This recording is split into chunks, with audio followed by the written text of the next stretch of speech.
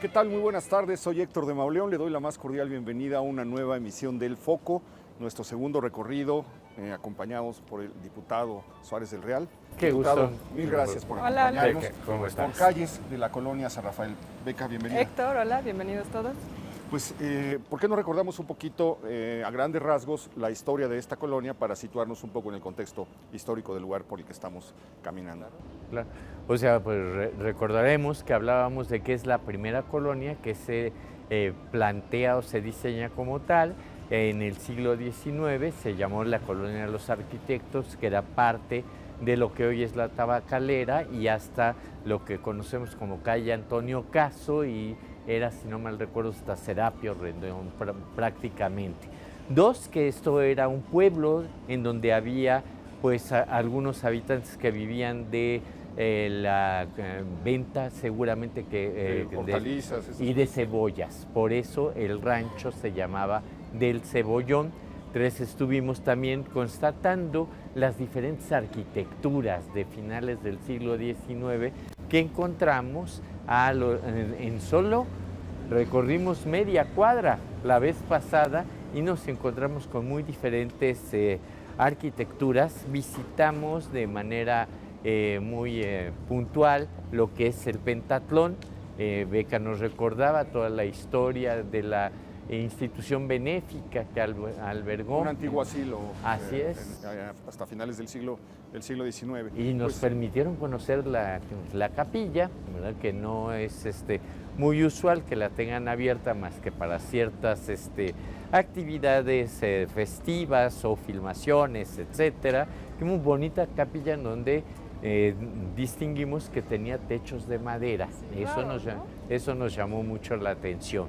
Y pues habíamos quedado en que íbamos a visitar uno de los más enigmáticos y al mismo tiempo emblemáticos inmuebles de la colonia, que es hacia donde nos estamos acercando. Un lugar de naturaleza, por naturaleza inaccesible. Vamos a visitar la Gran Logia del Valle de México. Es una institución pues, que habla de toda la historia de la vida independiente del país. Así es.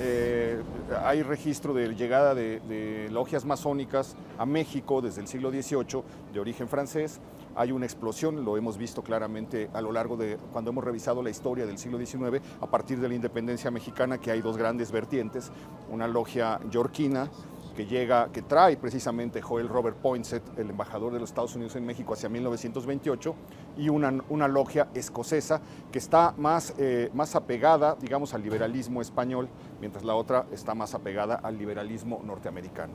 Entonces, en los años críticos de los posteriores a la independencia, los políticos se dividen en dos bandos y entonces las logias comienzan a operar de manera secreta, interviniendo en la política del país. Esto es algo que vamos a ver desde Iturbide. Pues dicen que hasta López Portillo, que fue el último públicamente, o era sabido que era un masón grado 33.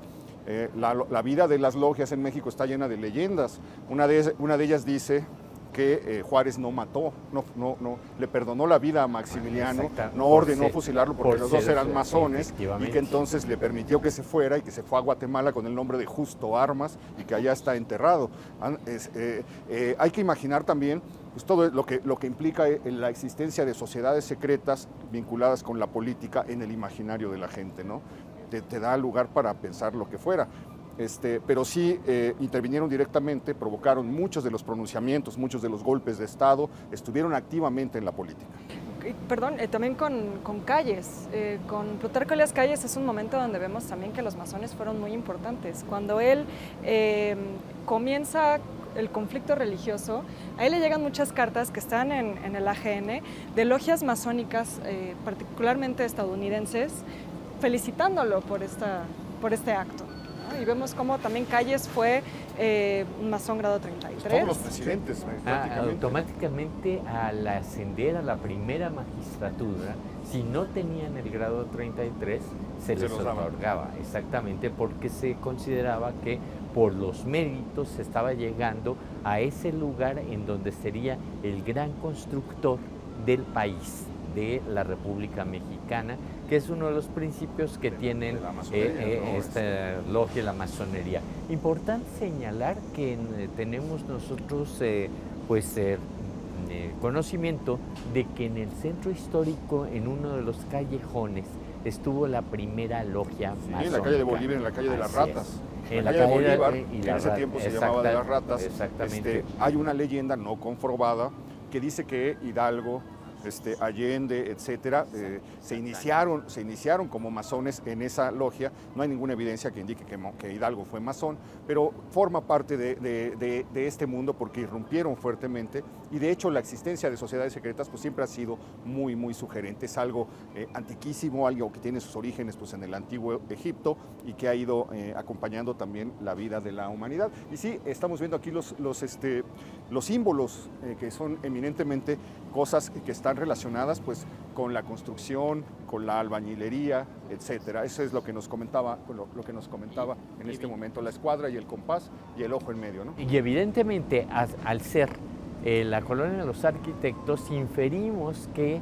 el arraigo de este tipo de sociedades se da en la San Rafael, y otra de las pruebas que tenemos es el hecho de que una colonia tan pequeña tenga 3 templos católicos. Eso quiere decir que de una forma u otra había esa fricción. Por la mañana algunos de los habitantes de esta colonia iban a misa los domingos, a o a San Cosme, y por la noche entraban aquí. Por cierto, hay un café aquí en la esquina que se llama el Café El Gran Premio. Cuenta la leyenda que al salir de las tenidas se dirigen allá, al terminar los trabajos, pues se dirigen ahí varios de los asistentes aquí a esta logia para seguir conversando. Es un café muy antiguo, a ver si podemos pasar más tarde y platicar con los propietarios, a ver qué historias nos cuentan. Por lo pronto, pues estamos a los pies de la escalera para entrar a esta logia. Muchísimas gracias. Bienvenido, señor Tamaulión. Hola, ¿qué tal? Gracias por recibirnos. Pues bienvenidos a la Gran Logia Valle de México. Gracias. Pues conversábamos un poco acerca de la historia de la masonería en México. ¿Qué nos puede contar acerca de esto? Bueno, la masonería en México ha hecho lo que es la República y ha conformado la República a lo largo de la historia. La Gran Logia Valle de México se funda el 5 de febrero de 1862 y ha pasado por varias fases históricas de la historia de México en el país. Este es el vestíbulo de la Gran Logia. Vamos a recorrer partes. ¿Esta es fundada por Altamirano? No. Porque hay una logia del Valle de México que funda Altamirano, ¿no? No, esta es la Gran Logia Valle de México, la funda James A. Losh en el año de 1862. A partir de ahí la Gran Logia va desenvolviéndose en la República y posteriormente en 8 estados de la República Mexicana. Ok. Estamos entrando en una cosa que se llama como el Salón de los Bustos. Así es. Hay que aclarar que no vamos a poder visitar zonas especiales que están restringidas, salvo para los iniciados. Así es. Cualquier persona se puede iniciar. Sí, cualquier persona puede ser iniciada con la canalización correspondiente, y si acredita y corresponde a las expectativas, será iniciado dentro de la masonería. Okay. ¿Cuántas personas están asociadas o afiliadas a esta logia? Somos alrededor de 17,000 miembros. 17,000 en esta. En esta. Pues esto es muchísimo, ¿no? Muchísima gente. No pensé que fueran tanto. Y bueno, pues vamos a comenzar el desfile de los bustos. Imagino que estamos viendo pues a los grandes masones. Efectivamente, el expresidente Lázaro Cárdenas del Río, gran maestro de la Gran Logia Valle de México, en los años de 1929 y 1931, y empieza a dar una historia diferente a la Gran Logia y a conformar a la Gran Logia Valle de México. Aquí tenemos al nigromante Ignacio Ramírez, obviamente uno de los grandes liberales, literatos también, y masón, no miembro de la Gran Logia Valle de México, pero sí masón relevante dentro de nuestra historia. Porque pasa esto, ¿verdad? Algunos se asocian, digamos, con los liberales y otra logia con los conservadores. Entonces se divide en el rito escocés del rito yorquino, y finalmente el rito yorquino desaparece. Se va fundiendo y se va convirtiendo en otra cosa. ¿Es así? No, todavía existe el rito de York. Sí, sí. Nosotros somos el rito escocés, antiguo y aceptado, que es el que se practica en la mayor parte del país. La masonería es el rito escocés está dividido en los grados simbólicos, aprendiz, compañero y maestro, y en los grados filosóficos del 4 al 33º. Aquí son los grados simbólicos. Administrativamente nos regulamos la masonería simbólica y administrativamente la masonería filosófica con el Supremo Consejo de México. Ya. Pero hay un predominio del rito escocés. Así es. Aquí tenemos a Buzz Aldrin, el primer masón en caminar en la luna, en el año de 1969, junto con Neil Armstrong, también masón. Okay. Aquí tenemos al apóstol de la paz, a Mahatma Gandhi. ¿Por qué lo tenemos aquí? Porque fue un hombre relevante a través de la historia y buscó la paz sin llegar a la agresión de ninguna forma. Nos vamos a dirigir hacia una cosa muy interesante, porque surge la pregunta de que pues, muchas personas que no nos imaginamos participaron de la masonería, y aquí vemos pues nada más y nada menos que a Mario Moreno. A Mario Moreno Cantinflas. Y de este lado tenemos un documento que es un expediente de tramitación. Es su solicitud de iniciación de Mario Moreno Cantinflas en el año de 1943, me parece, donde solicita iniciarse en diciembre del 42. Del 42, en la respetable logia simbólica Chilam Balam número 21. Ok, da su domicilio, vive en la calle de Bajío, en ese tiempo 111, Colonia tiene Roma 31 Sur. años, es casado, de religión católica, profesión, artista, ¿o qué dice? Artista. Sí. Artista, qué bonita profesión. Bueno, de ahí a unos testigos, me imagino que son las personas que lo recomiendan. Exactamente, lo acreditan para poder, dan fe para poder ingresar en la masonería. Ok. Y bueno, pues la firma. Y eso justo coincide con la etapa en que Mario Moreno inicia su incursión en la vida sindical. No hay que olvidar que es uno de los fundadores de la ANDA. De la ANDA, sí, sí. Esto es del 42. Pues ya está en el apogeo, ya pasó el signo de la muerte, que es el 39, ahí está el detalle, o sea, está entrando. De hecho, trabajó con Joaquín Pardavé, miembro de la Gran Logia Valle de México, miembro relevante de nuestra Gran Logia y fundador de una logia que se llama Oasis 12, número 29. ¿Qué se llama? Oasis 12, número 29. Ok, ¿y por qué hay como estas escisiones o divisiones? ¿En qué Son diferentes grupos. Aquí hay 356 logias, cada uno con un cierto número de miembros, que son las que conformamos la Gran Logia Valle de México. Ok, los trabajos son de índole filosófico. Son de índole filosófico. Filosófico. Acá tenemos otra efigie, otra fotografía de otro actor relevante que ya falleció, que se inició ya en una avanzada edad. Joaquín Cordero. Joaquín Cordero. Uy, aquí ya está muy grande. Se Desde inició 2013, hace 5 años. Casi a los 90 años de edad. Se inició a los 90 años. Ah, se inició apenas. Sí. ¿Qué otros personajes, aparte de Pardavé, Cantinflas, de Joaquín Cordero, desfilaron por aquí? Bueno, está Ángel Infante, David Silva, Joaquín Pardavé, ya lo mencionamos, y nuestro segundo gran maestro, un hombre muy importante, que es Ignacio Manuel Altamirano, que posteriormente lo veremos en la sala de los grandes maestros. Y aquí tenemos en el centro al gran patricio del Benemérito de las Américas, al licenciado Benito Pablo Juárez García, que está en el centro porque es el masón más predominante, más importante en nuestra historia y el restaurador de la República. Ok, comentábamos antes de entrar la serie de mitos y de leyendas que se han generado alrededor de la masonería, la política y la historia, y recordábamos esta leyenda que dice que Juárez le perdonó la vida a Maximiliano y que se le permitió salir del país e ir a morir a Centroamérica con el nombre de Justo Armas. ¿Ustedes suscriben esta historia? Bueno, ¿Tiene visos? Como bien se dice, son leyendas. No hay algo históricamente escrito que lo manifieste. Obviamente el presidente Juárez se comportó como el presidente que era y tenía que hacer y aplicar la ley al invasor. Claro. Aquí vamos a empezar con el primer busto, que es George Washington, el primer presidente de los Estados Unidos, también masón. Y cada uno de los miembros que están aquí fueron masones y libertadores del continente americano. ¿Es Martí? Es José Martí. Ok. A ver, pasamos. Está Sucre, Bolívar. Y los fundadores de nuestro país, que es Miguel Hidalgo y el generalísimo José María Morelos y Pavón. ¿Ellos fueron masones? Sí. ¿Sí está acreditado? Está acreditado la pertenencia a la masonería de Hidalgo y de Morelos. Esta es una pregunta interesante porque una mujer no podía acceder a la masonería. Efectivamente. Está aquí por una simple y sencilla razón. Ella fue la que contribuyó y dio inicio a la gesta heroica de independencia de México. Por eso se le da este lugar tan importante. porque gracias a ellas empieza la independencia de México. Que el cura Hidalgo, a partir de ahí, da el grito de independencia.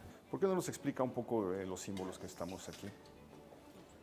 Bueno, es el emblema universal de la Amazonía, que es la escuadra y el compás, y los símbolos de construcción con los que filosóficamente se trabajan. Es decir,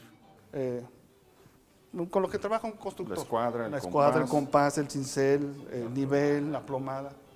Son símbolos que utilizamos para nuestra filosofía. Okay, aquí vemos un círculo, en medio hay un triángulo. Triángulo. Es un adorno. ¿Y ¿significa algo? ¿No? No, tiene un significado. No, es un significado. Bueno, pasamos a la sala de Acompáñanos. grandes maestros para que vean la mayoría de los que han dirigido la Gran Logia de Valle de México. Algunos están en restauración porque ya son antiguos, pero vamos a pasar a la sala de grandes maestros.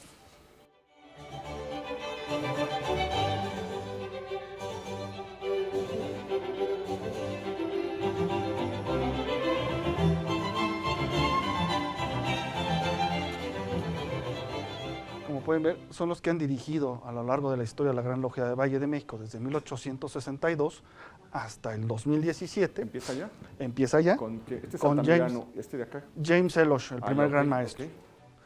Y así ha habido diferentes personalidades dentro de la historia de la Gran Logia que han sido presidentes del Tribunal Superior de Justicia, militares, generales y 2 expresidentes que aquí tenemos, Acá está Cárdenas. como ¿no? el general Lázaro Cárdenas del Río y a Emilio Portesiel, que han sido miembros predominantes de la Gran Logia Valle de México.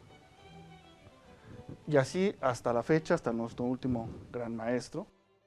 ¿Hay un periodo específico? Sí, es un periodo de 3 años, se elige un gran maestro por cada 3 años. Okay. Tengo la impresión de que todo lo que estamos viendo y tocando y pisando significa algo, pero no nos va a decir, ¿verdad? No. Pero si todo tiene un significado, Todo tiene un significado. está acomodado, opuesto. De una manera específica. ¿Esto significa algo? No es un adorno que lleva la silla del gran maestro. Ok, y vemos allá un carruaje. Es una réplica al pie del cuadro de Juárez. Así es. Es la réplica del carruaje del presidente Juárez, donde llevó la República durante la intervención francesa. Muy bien. Obviamente aquí tenemos diferentes. Aquí sesiona la Gran Logia Valle de México. Sus grandes dignatarios son los que sesionan aquí para tratar asuntos administrativos de la Gran Logia. ¿Y qué tipo de libros son los que...? Es literatura general, porque una de nuestras premisas es ser hombres cultos. Somos una institución iniciática, progresista y filantrópica. Y buscamos el perfeccionamiento del hombre. Ok, ¿podemos ver más o menos qué Sí, libros claro son que los que hay ahí? Filosofía Hegel, ¿no? Ujú. Supongo que mucho contenido filosófico. Así es. De Marte R. Gómez, estoy viendo aquí un volumen, 2 volúmenes de la historia de Marte R. Gómez. Pues muy variados, desde el teatro de Usigli hasta escritos de juventud de Marx, Así es. escritos de Benito Juárez, y bueno, una buena colección de libros de la colección Sepan Cuántos, de Exactamente. Porrúa. Ujú. Okay. Aquí tenemos una réplica de la máscara mortuoria del presidente Juárez. Estaba como hinchado, ¿verdad? Sí fue el momento de su muerte cuando se saca la máscara de yeso. Es ese momento terrible que para revivirlo le dejan caer agua hirviendo en el pecho, tratando de hacerlo, y le provocan una quemadura espantosa. Así es. Ok, seguimos. Después de usted vamos a pasar a nuestro auditorio.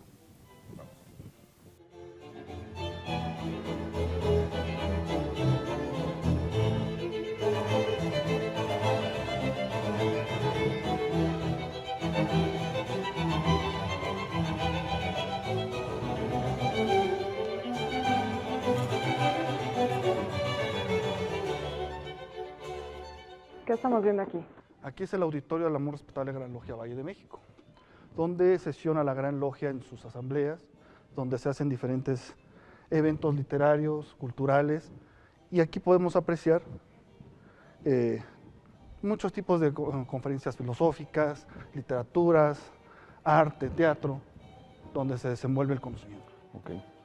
Que tenemos aquí atrás como la representación, como el ingreso de un templo a un templo egipcio. Así es. Representa el conocimiento del hombre y algunas cuestiones de construcción egipcias. Recordemos que el conocimiento no tiene principio ni fin. Ok. Y de este lado, Aquí tenemos la historia, representada la historia de México, donde han intervenido masones a lo largo de nuestra historia. O sea, todos los que estamos viendo ahí son personajes que Casi pasaron por la todos. masonería. Zapata, Zapata fue miembro de la Gran Logia Valle de México.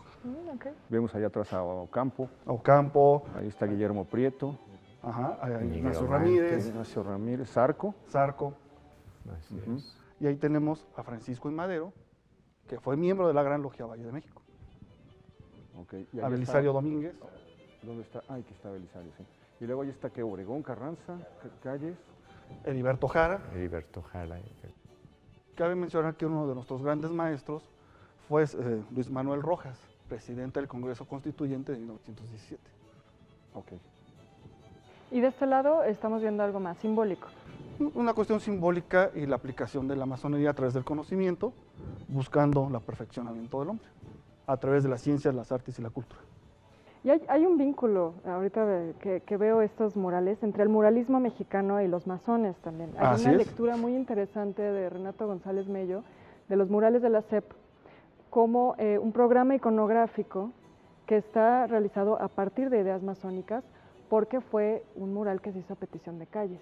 Entonces hay toda una narrativa en los murales de la SEP que quizás no es tan obvia a simple vista, pero que nos habla también de la historia de los Para los masones. Pero hablan de iniciados. qué, es decir, está enfocada desde una mirada de construcción. Sí, ciertos símbolos que de repente uno puede encontrar por ahí hablan de símbolos masónicos. Bueno, algo también muy interesante es el Panteón de San Fernando.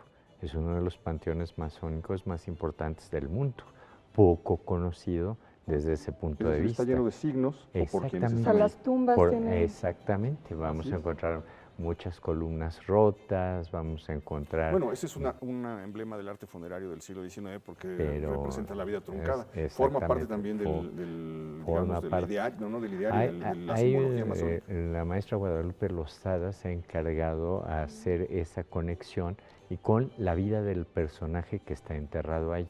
Pues tendríamos que hacer un recorrido. Sí, eso suena interesantísimo. De hecho, uno de los grandes muralistas mexicanos fue Diego Rivera, y Diego Rivera perteneció a la masonería, Además del uno de Partido los grandes Comunista. muralistas.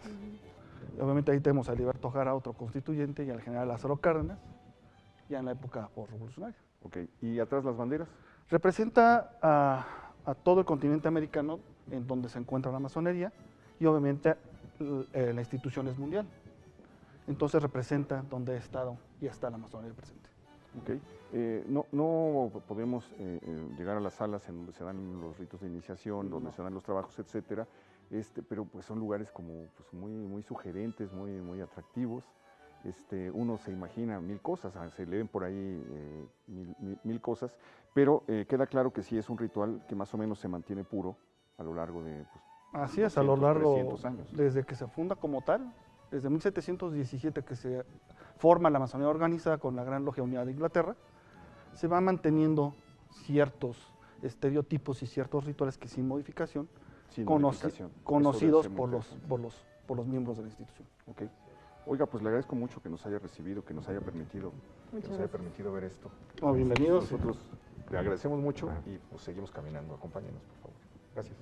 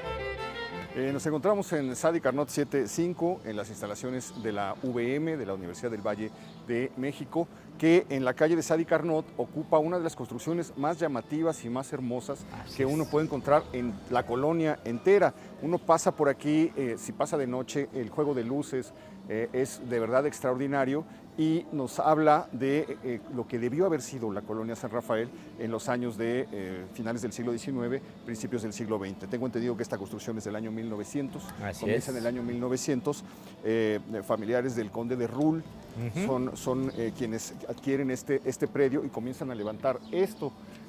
Lo que tenemos atrás pues ya es un cambio radical de la devastación que pudo haber tenido una colonia, pero este edificio se mantiene vivo, se mantiene con una belleza insólita y vamos a conocer su historia a partir de este momento. Maestra, muchas gracias por recibirnos.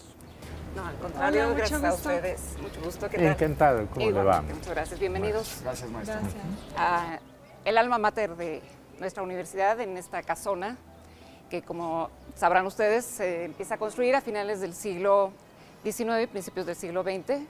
Tenemos una fecha de inicio de 1897 y se concluye en 1901. 1901. 1901 es la fecha que tenemos registrada como término de la construcción de la casa. Ok, ¿quiénes son los que compran este terreno? ¿Quiénes construyen la casa? ¿Sabemos quién fue el arquitecto? ¿Qué datos hay sobre esto? Del arquitecto no hemos logrado localizar ningún dato al respecto. De algunos de los dueños sí tenemos información al respecto de ellos.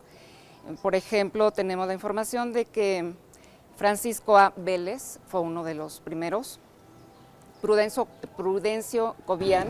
Cobian, claro. Sí, del famoso palacio. José Rivera Cobian. Río, que también es toda la familia quienes Así son es. parte de estos dueños. Y los últimos es el licenciado Ortega, que es quien funda incluso la Universidad del Valle de México. Ok, hay un tiempo en el que esto funciona como Junta de Conciliación y Es Arbitraje, correcto. ¿verdad? Así es, de 1939 más o menos a 1959. 39. Imagínate venir a conciliar tus problemas laborales a un lugar así, pues no tenías posibilidad de ganar, yo creo. Pues seguimos conciliando. Sí, ¿verdad? Sí, ¿verdad? Sí. Ok, Seguimos ¿por qué no nos conciliando. platica un poco más acerca de la construcción? ¿Qué es lo que usted destacaría en cuanto a términos, pues no sé, arquitectónicos, artísticos e históricos incluso? Muy bien. Estéticos, considero que estos 3 salones son los más importantes que tiene la casa, aunque cada uno de los salones es diferente. Todos y cada uno de ellos tiene una particularidad. Ninguno es idéntico, pero estos son los 3 más ricos. Entonces, si gustan, pasamos ¿Por acá? acá del lado izquierdo, Correcto. que en este momento, vamos a Por empezar por acá. acá, por favor. Tenemos un servicio junto con el SAT de apoyo fiscal y estamos utilizando pues nada más y nada menos que este precioso salón. Por favor. Para estar a cuentas con el sistema de Así es, administración así. tributario. Pues qué maravilloso.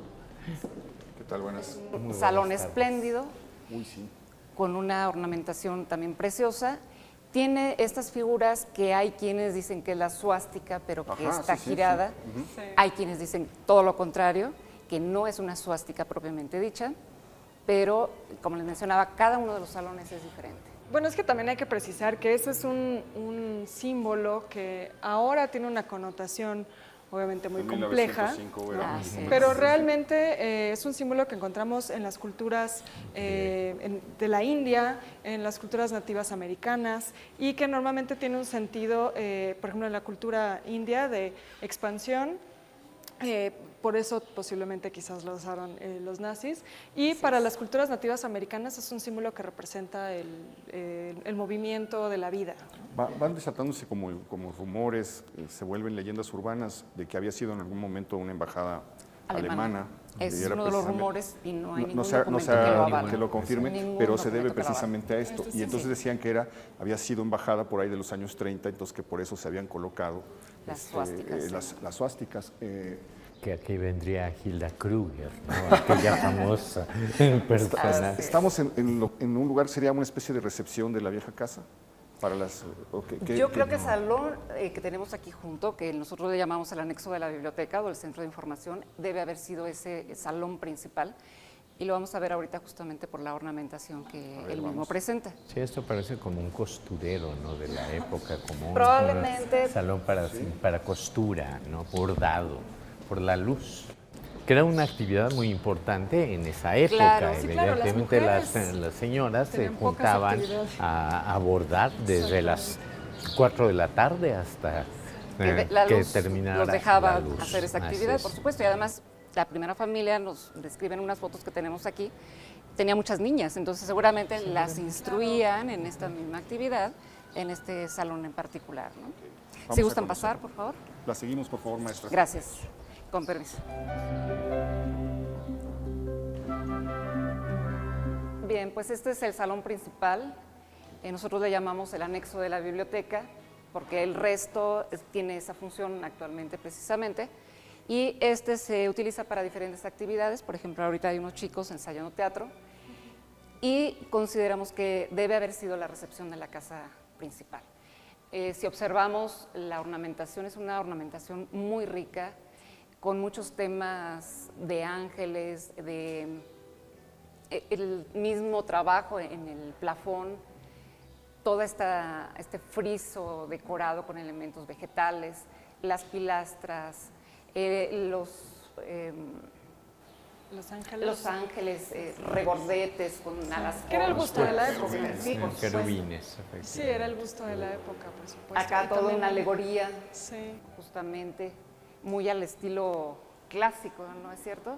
sí, sí, sí, Y el totalmente. trabajo de los marcos de las ventanas y puertas Desde también luego. es muy, muy bonito. Desde luego. ¿no? Ok, entonces esta es la sala de estar, debe haber sido el lugar en donde recibían Debe a las haber sido visitas la y sala transcurrían de las recepción. reuniones, las tertulias, Es correcto. etc. ¿Seguimos? Claro que sí.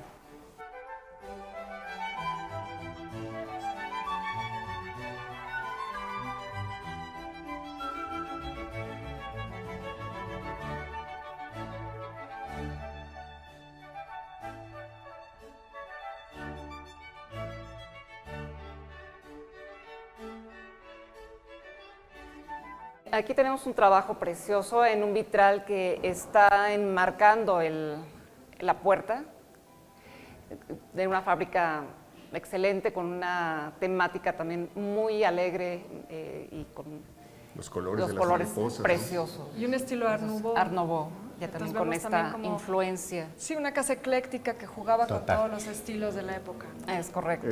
Hemos notado que hay una decoración distinta en cada habitación. ¿Por qué no nos cuentas a qué se debe eso, Beca? Sí, bueno, yo lo que les comentaba es que probablemente eso nos habla de la riqueza y la posición económica y social de la familia que hizo la casa. Normalmente cuando cada casa tiene, cada cuarto de una casa tiene decorados distintos, pues nos habla de que es alguien que está queriendo mostrar su dinero, porque era muy caro hacer esta decoración personalizada, ¿no? Como se hace con moldes, todo esto es con yeso, obviamente es más barato hacer un molde para todos los cuartos que mandar a hacer un molde para Para cada cada uno. habitación.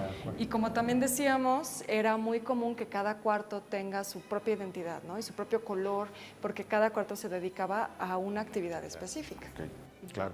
Vamos a pasar, aquí vemos una serie de fotografías, maestra. Sí. Está desde la traza de la colonia San Rafael, la colonia de los arquitectos, y algunas fotografías de personas que ocuparon esta casa en sus diferentes etapas Oh. que ha tenido. Qué bonito. Ok. Y son fotos de familia, muchas Este es de el señor ellas. Cobian. Es Aquí correcto. también está el señor y la La señora señora y el Cobian. señor Cobian. Aquí vemos que los nichos ya estaban vacíos desde ese momento, no tenían ninguna figura. No hemos encontrado ningún vestigio de que hayan estado ocupados por alguna imagen o algún... Qué maravilla. Y esto elemento es particular. valiosísimo. Este Así es es. el plano de cómo era la colonia de los arquitectos. Aquí se ve el paseo de Bucareli, se ven las calles que la formaban, pero más que eso, se ven los lotes a quién pertenecían, Muñoz, Velasco, Vizcaíno, Ochoa, Romeo, Quijano, Navarro. Aquí puede uno rastrear, esto está proyectado en 1860, quiénes fueron los primeros Francisco Toledo. dueños. que compraron los terrenos. lotes de la colonia de los arquitectos, y aquí queda perfectamente delimitada la traza, ya no queda ninguna duda de la orientación, de La Teja a Bucareli. Por aquí vi algo que es maravilloso, esta foto. Sí, claro, además con la vista del Monumento a la Revolución atrás. Por eso es lo que le Eso hace es maravilloso. En esa foto compositiva muy bonita que yo no sé si fue intencional o fue, Parece ser. ¿verdad? Sí. Pero que nos permitía ver incluso esta otra parte de la colonia tabacalera con el Monumento a la Revolución enmarcando al personaje. Y Ok, por aquí- ahí vemos la cocina, perdón, Beca. No, nada más, por aquí hay un kiosco, ¿no? Es correcto. En la parte norte de esta casa tenemos la ubicación de un kiosco, que pues era una parte recreativa de la casa. Y aquí, frente a la casa, la fuente de las ranas. Había una fuente donde ahora se encuentra el busto del señor Ortega. Aquí La vemos fuente a de los las- niños de la casa Así acomodados es. en las escaleras en una foto típica de familia, bellísima, las atmósferas, el pórtico.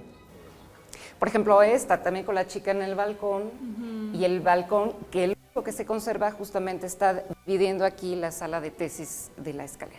Ok, Sí, y acá, en y algún acá un momento se pachuco ya aparece. Totalmente. Sí, ¿no? ese ya es de Totalmente. 1940 con un balcón circular que también ya se perdió en esta depredación que de repente A mí- hacemos de los edificios. A mí la que me llamó la atención es esta por la fecha. Es una reunión familiar de 1916, cerca de, en donde se ve la cantidad de niños y Que conformaban la familia. a pesar del movimiento revolucionario, a pesar de la Constitución, la familia seguía manteniendo el estatus. Se ve en el vestuario y la cantidad de gente, ¿no? Sí, la cantidad de gente que ocupaba una Es, casa. Pues eran es lo mismo familias que el de de la 12, 15 cocina, ¿no? miembros. La Sí. cocina está aquí llena de niños. Y aquí justo la foto en donde se ve el letrero de que fue Junta de Conciliación y Arbitraje.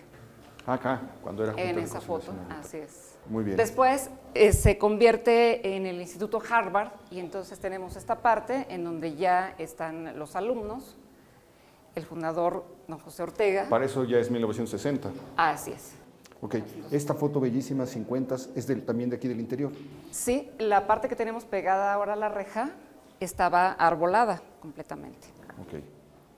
¿Qué es el paisaje de la San Rafael? Así es. ¿No? Lo que platicábamos en el programa pasado, que aquí estaba el Tívoli de San De San Cosme. Cosme, sí. Fue una zona que por los huertos que había, que ya habíamos platicado, ¿no? Posiblemente de cebollas, era una zona donde la gente le gustaba venir porque había muchos árboles. Huertos y agua. Sí. Entonces imagínate lo Sí. que se ha convertido. Paraíso, ¿no?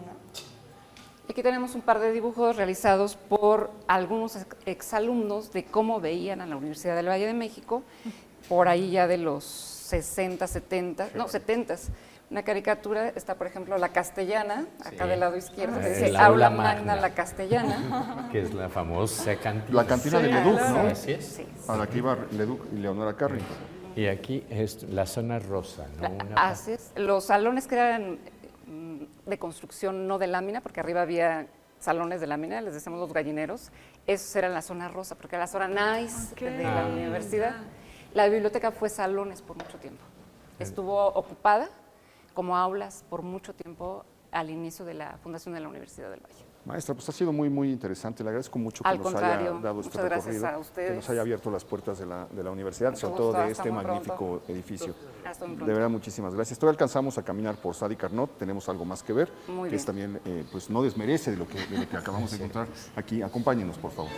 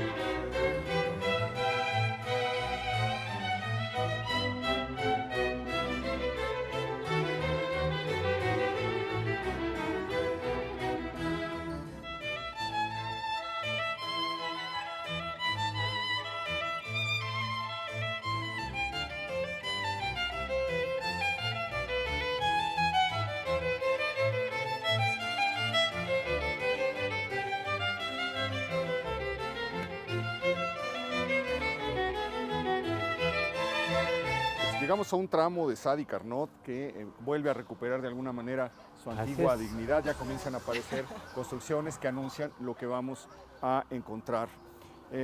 Nos vamos a acercar a un viejo colegio de la Ciudad de México, pero que fue, al igual que la universidad que acabamos de visitar, en algún momento una de las grandes casas de la colonia San Rafael.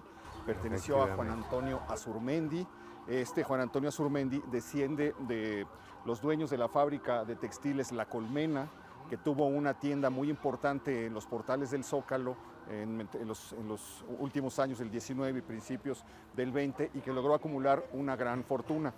Este señor Azurmendi es interesante, no solamente por la casa que logró hacer, se conservan fotografías de la construcción, del momento de construcción de la casa, en la que hubo un lago, en la que hubo puentes, en la que estaba la residencia de los señores y la residencia de los trabajadores, sino porque además le debemos a él algo maravilloso, y es que en 1901 la American Photo Supply lanza la cámara Polaroid.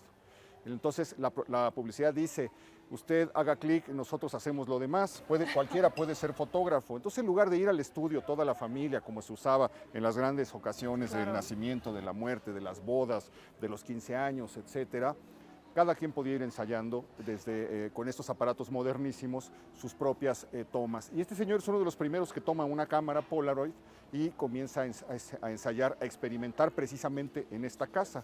Durante 20 años retrata a su familia, a sus niñas, el proceso de construcción, lo que va ocurriendo en la casa, y luego desaparece. Después de la revolución se pierde el rastro de los Azurmendi.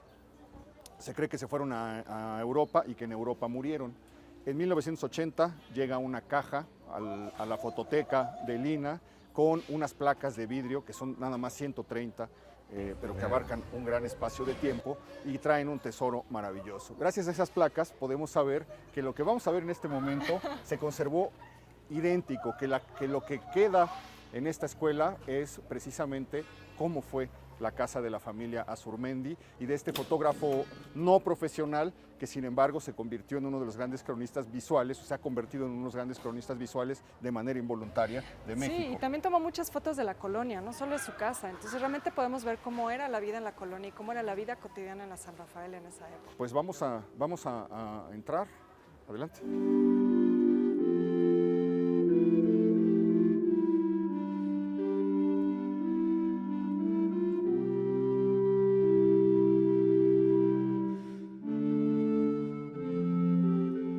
Es increíble cómo se conservan pequeños rincones intactos de la ciudad, diputado. Efectivamente, son esos secretos muy bien escondidos que se tienen las colonias, ¿no? Pasa así como desapercibido. Esta es una escuela y para los niños es parte de su vida cotidiana y muchas veces no tienen la idea de la grandiosidad de lo que debe de haber sido esto, por lo que usted nos ha comentado. No, imaginemos que pues aquí jugaron unas niñas, las podemos ver gracias a las fotos que tomó Azurmendi, las podemos conocer, podemos ubicar los espacios, madre, gracias por recibirnos. Muchas Hola, gracias, ¿qué tal? bienvenidos, Al contrario, bienvenidos, hermano. bienvenidos, Gracias. bienvenidos. Pues venimos platicando un poco acerca de la historia de este lugar que usted debe conocer muy bien. ¿Por qué no nos platica un poquito? Pues bueno, bienvenidos al Colegio Instituto Anglo-Español, que tiempo atrás, en el siglo antepasado, fue parte del fotógrafo de don Porfirio Díaz, de nombre José Antonio Azurmendi. ¿Vamos a pasar? Vamos a entrar. Se conservan algunas fotos, aunque él tomó pocas fotos del interior de la casa, casi todas fueron del exterior y de la construcción. Se conservan muy pocas, pero va a ser un privilegio enorme poder ver cómo eran estas viejas casas, las primeras de la colonia San Rafael. Bueno, y nada más viendo la puerta, ¿no? La puerta es una obra de arte, es realmente magnífica, sí, los vitrales, todo el labrado en madera, es realmente impresionante y nos habla de la riqueza de esta familia. Es un misterio cómo se los tragó la revolución. Sí, sí, sí. O sea, Bueno, ellos eran originarios de Bilbao. Sí, eran de allá, sí, así es. Entonces, El padre, posiblemente se fueron. el Juan Antonio había nacido aquí. Ya.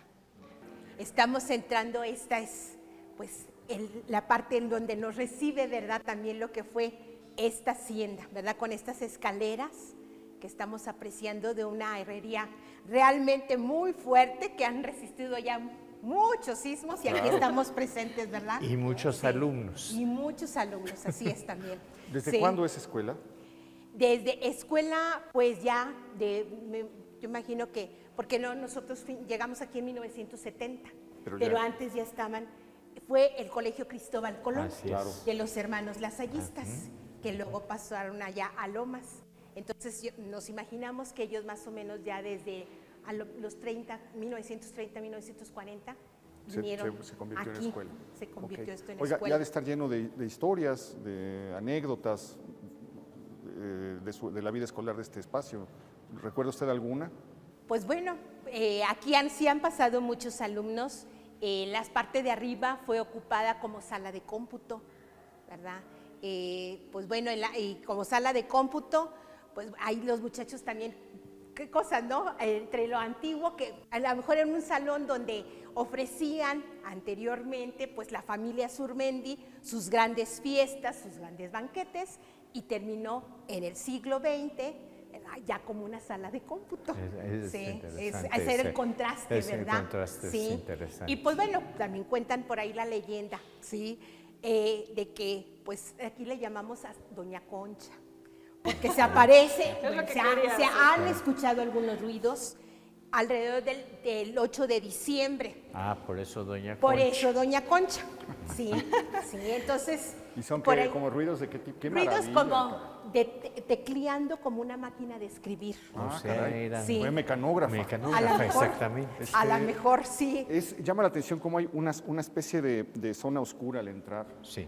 Y a medida que uno va subiendo, lo comienza a inundar La luz y también el cambio de columnas, ¿no? Abajo cuadradas, muy sólidas, y aquí Sí, ya aquí tenemos Redondas, Mucho más decorado. altas y más ligeras. Así es. Está muy bien visto, sí. muy bien visto. Sí, el decorado del techo también es realmente increíble. No, y el cubo de luz es, en efecto, un verdadero cubo de luz. Pues lo podemos ver en las fotos que dejó Azurmendi. Esto fue una casa que estuvo llena de niños, debió haber estado llena de risas, y de alguna manera lo sí. mantiene el hecho de ser una escuela. Exacto, así es, licenciado. Pues sí, es hermoso el apreciar, como decían, el techo, ¿verdad? Y gracias también a estas columnas, yo creo que la construcción se ha sostenido, ¿sí? Ha pasado mucho tiempo y aquí estamos, y pues bueno. Sí, es una casa que se empieza a construir en 1895 y se termina en 1896, así que es realmente bastante antigua Sí. ya, ¿no? Sí. Ahora con esto del sismo, los ingenieros estructuristas, sobre todo, pues sí nos dijeron que era una casa que realmente ha resistido a pesar de sus 120 años. ¿Sí? Sí, Exactamente. sí, y que va a seguir resistiendo. Claro, sí se le ha dado mantenimiento, porque en la parte del sótano, como son casas antiguas, tienen por lo general, todas estas casas tienen sótanos. Y en las partes... Respiraderos, ¿no? Sí, y entonces ahí en los sótanos, después del temblor del 85, se reforzó, tiene sus grandes refuerzos, entonces por eso también está también en pie. ¿Y en Pues se dónde mant- escribe Doña Concha? Doña Concha. ¿En qué habitación escribe? Pues en la parte de abajo. Ah, abajo. Por la parte de abajo es donde escuchan el tecleo de la máquina de Pero no la han escribir. visto, ¿no? No, yo su servidora. Por lo menos es aquí tímida, ando, doña sí, Concha. Es sí, tímida, exactamente. sí. Se conserva prácticamente pues, las puertas, se recuerda mucho cómo debió haber sido la construcción original, ¿no? Si quieren vamos a pasar a la capilla, A ver. que es también lo original es la de la original. hacienda. Ah, ¿por Sí, acá? ¿no? por acá. A ver, la seguimos. Acompáñenos.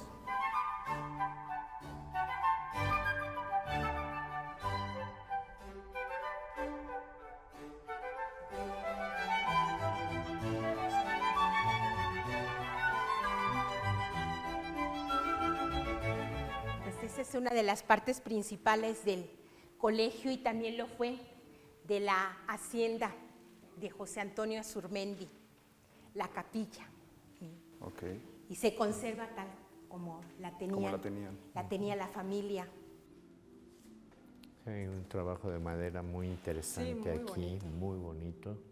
Y el vitral también es muy Sí, el vitral es muy Y bueno, muy los colorido. arquitectos que probablemente construyeron esta casa también son interesantes, hay que recordarlos. Luis Buchmeister y Sí. Arturo Donner, que tal vez los nombres no nos suenen, pero estoy segura que quienes nos ven en casa conocen sus edificios, porque fueron los arquitectos de la Casa Dainer. Claro. La famosa sí, Casa sí, sí, Dainer sí. de la Colonia Ujú, de la Juárez, Juárez, ujú. y por lo mismo fue quienes hicieron la joyería La Perla. Ah, Entonces, pues aquí vemos otro de sus grandes trabajos. Esto lo corresponde a ellos. Parece que sí, porque no hay un dato preciso, pero Azurmendi contrató a Luis Buchmeister para hacerle unas obras en la fábrica La Colmena. Entonces, por eso se cree que probablemente le pide después la casa. No, y además coincide Con la sí, claro. ¿Cómo se va dando? Bueno, pues el hecho de tener una capilla es una tradición novohispana, es una tradición que atraviesa los siglos del virreinato, solamente se lo podían permitir las grandes casas, las grandes familias, y probablemente esta es una de las últimas capillas que se construyen en la Ciudad de México dentro de una residencia. En el siglo XX eso deja de ser usual, común, ya no se practica, y entonces estamos viendo pues, el ocaso de algo.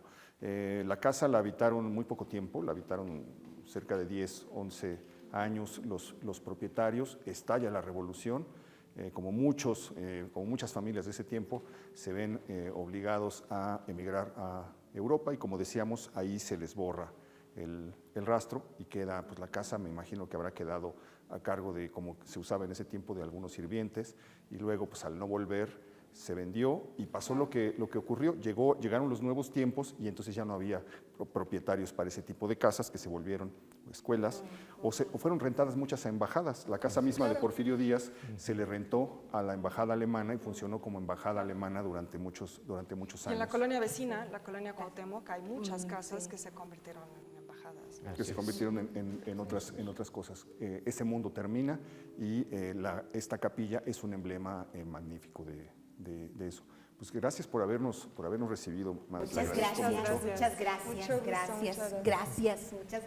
Un placer. Igualmente. Como dice el diputado Suárez del Real, son lugares pues, que son ocultos, que viven ocultos en la ciudad para la mayor parte de la gente y eso pues, fue un gran privilegio y una gran oportunidad poder conocerlos y compartirlos. Pues se nos fue rapidísimo, siento que no hicimos mucho, dejamos vivo muchos espacios de la calle, Efectivamente. solamente estamos en Sadi Carnot. Nos falta visitar pues, muchos lugares de la colonia San Rafael. Espero que seguir contando con su amable compañía. No, siempre será un placer. Ojalá que al triunfo de Morena no se lo vayan a llevar a una responsabilidad mayor y nos deje clavados. No se preocupe. Esta es una responsabilidad más agradable. Perfecto, se lo agradezco. Se lo agradezco muchísimo, de verdad, siempre, diputado. ¿no? Muchas gracias. Un verdadero placer. Madre, otra vez gracias. Mi querida Beca. Gracias. Mil gracias. Espero que haya disfrutado este recorrido. Vamos a seguir la próxima semana caminando por calles de la colonia San Rafael. Tenemos el compromiso con el diputado de pasarnos luego la Ribera de San Cosme, incursionar en Santa María la Ribera. Así es que pues, nos esperan unas semanas de verdad de agasajo, deliciosas. Pásesela bien. Lo espero la próxima semana. Ya lo sabe usted, aquí en El Foco.